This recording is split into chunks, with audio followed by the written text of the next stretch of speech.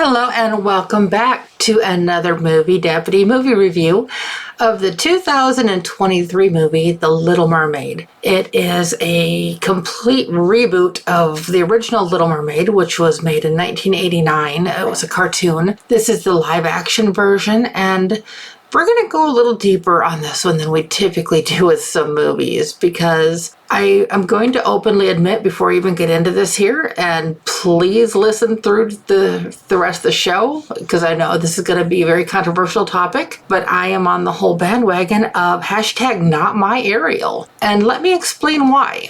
Now, in the first movie, Triton is Ariel's dad, and he has his daughters, all 7 daughters.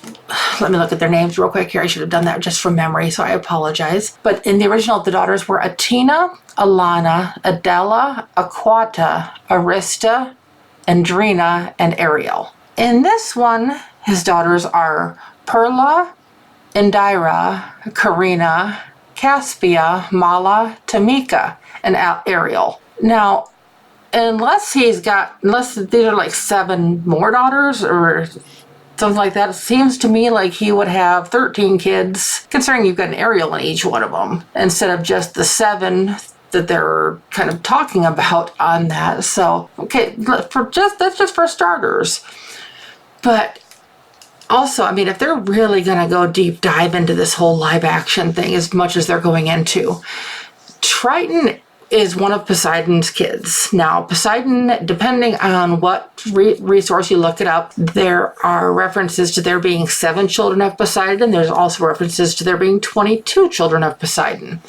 Now, I'm not going to bore you with the whole Greek mythology of all of that. It's kind of an interesting rabbit hole to go down if it's something that you want to maybe look up yourself. It doesn't really add or take away anything from the movie, but let me explain why I'm even bringing that up. I'm bringing that up because the way that they have changed this movie in so many ways, it almost would have made more sense to have one of Triton's siblings have a child that was a mermaid and kind of have it go along that pathway rather than trying to completely remake and change the original Ariel.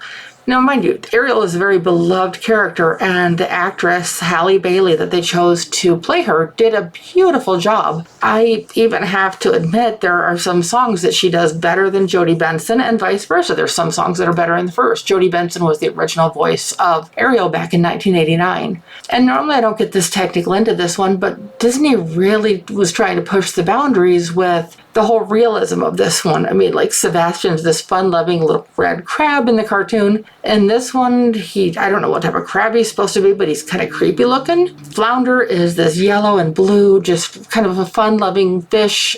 If you haven't seen it yet, just Google Flounder in The Little Mermaid, and I'm not sure what abomination to the ocean that this creature is, but it definitely isn't Flounder. And don't even get me started with some of the other characters and stuff that they really took that too far with. That's not even getting into the whole thing of Triton is supposed to be the ruler of the Mer Kingdom.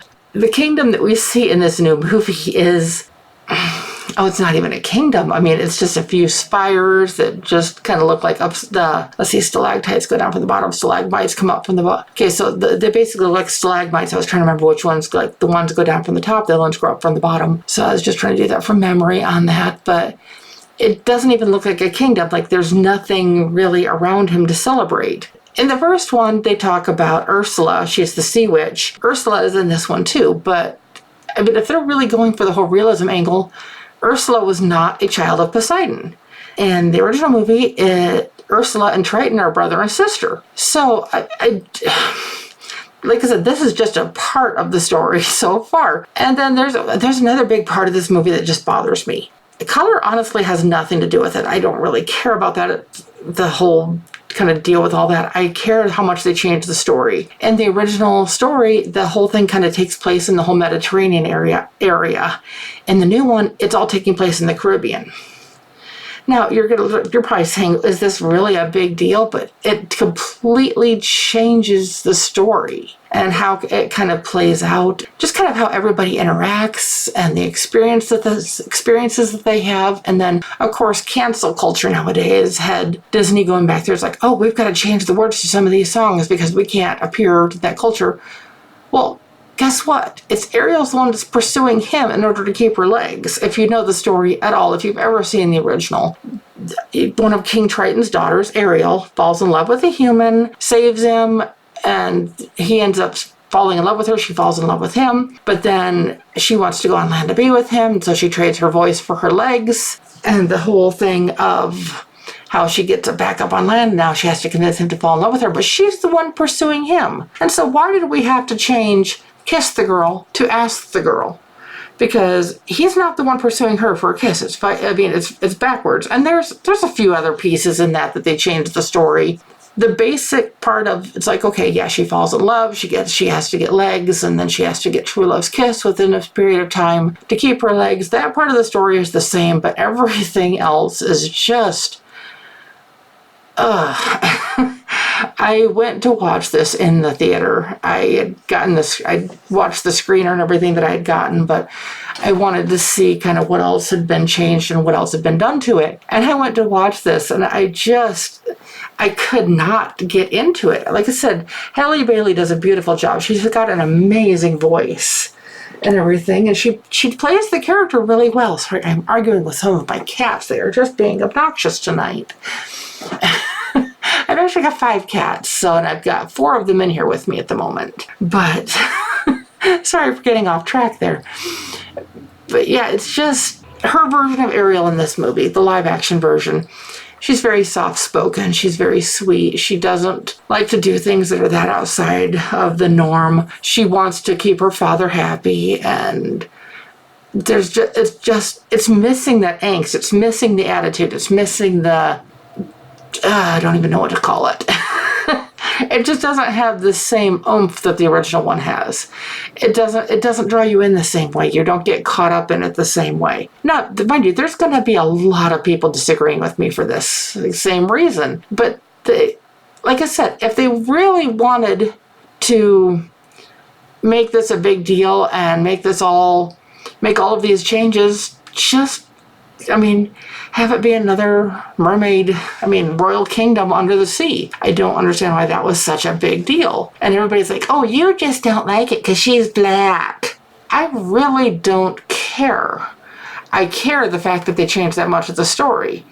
Now, mind you, at the same time, imagine the outrage if Disney made a remake of a movie in 10, 15 more years and made Tiana blonde hair and blue-eyed. Then who would be having the conniption fit? I just think the whole thing is it's silly, it's outrageous, it's unnecessary. Now, you're probably wondering with all of this what I gave the new Little Mermaid as a score. Before I get into that, I do want to also discuss that I am marking The Little Mermaid, this version of it, as guilty. Mind you, my rating is innocent is safe for 12 and below, guilty is recommended for 13 and above.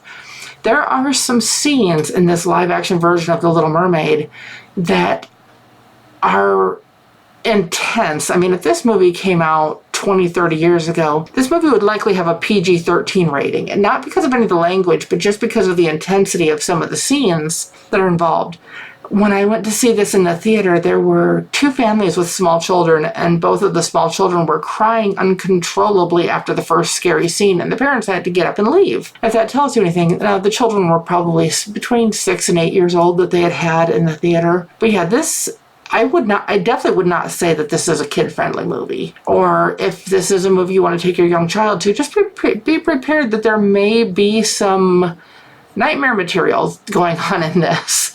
It just is, it's not even a representation enough to even have it called The Little Mermaid all over again and to have it be Ariel. It's wrong on so many levels. Because the fact of there just were so many flaws with the story, and even with the story taking place in the Caribbean and just kind of everything happening and going on, there just wasn't a lot of passion. Halle Bailey's an amazing singer, actress. Like I said, I'm going to get a lot of hate on this, but not so much. And her co-stars really didn't add that much to it. Honestly, probably one of the best portrayals in this movie was Ursula with Melissa McCarthy.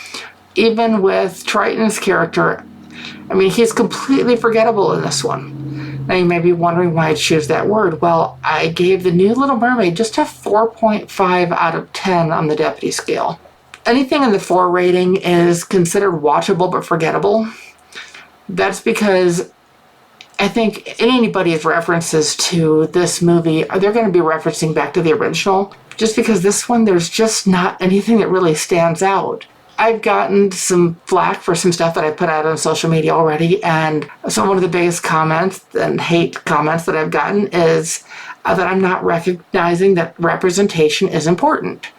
Well, yeah, representation is very important. It's just sometimes it's overdone. Like, there was absolutely no need to completely remake Ariel for this type of movie. They could have made her into her own princess. Kind of had the whole thing, that whole fan thing going, and then there wouldn't have even been the comparison things here to even be a discussion on this. Hey guys, come on.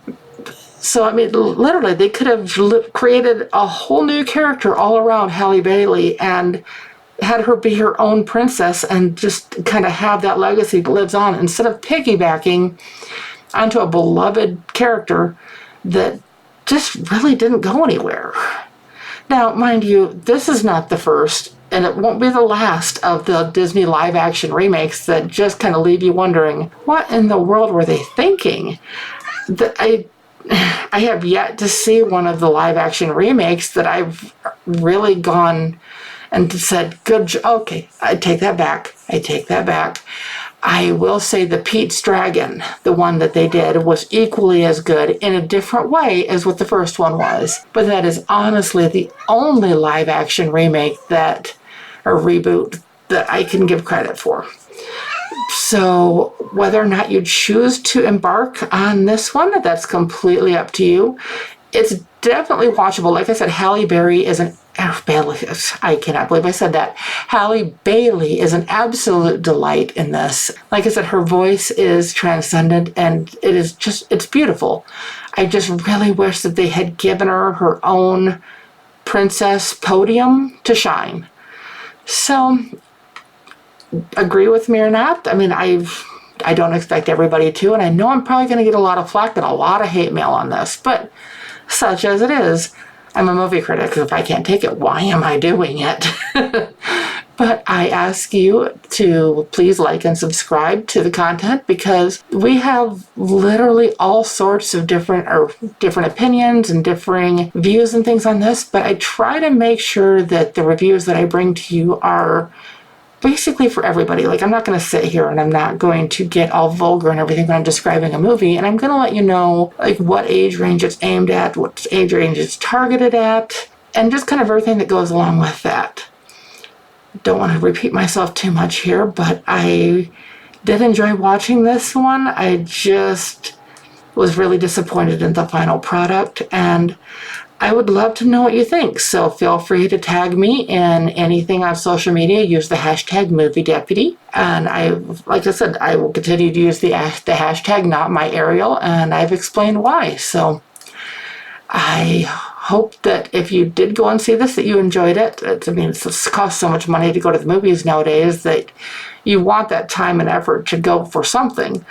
So I hope if you did go and watch it, that you did enjoy it. And so I guess we'll just kind of wait and see what happens next.